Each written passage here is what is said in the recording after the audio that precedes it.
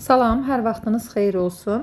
Bugün mən sizlər üçün Biologiya OTK 20 sınaq test toplusundan 15-ci sınağın ikinci sualının izahını vermək istəyirəm.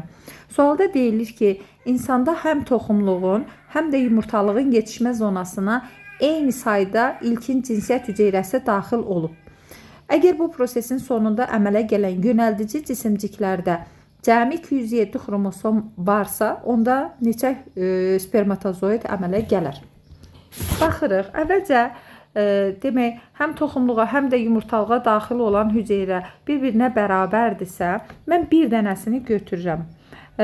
Baxın, bu toxumluğa daxil olan hüceyrədir. Bu isə yumurtalığa daxil olan hüceyrədir.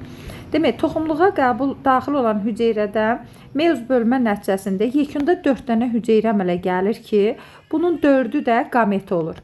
Yumurtalığa daxil olan başlanğıc hüceyrə isə meyoz prosesi keçirdikdən sonra yenə 4 hüceyrə əmələ gəlir, amma əmələ gələn hüceyrələrdən biri qamet, 3-ü isə yönəldici cisimcik olur.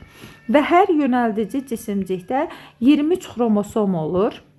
Çünki meyoz bölünmə zamanı xromosom sayı azalır. 23 xromosom olur hər birində. Onda 23'ü vururuq 3'ə, olur 69 xromosom.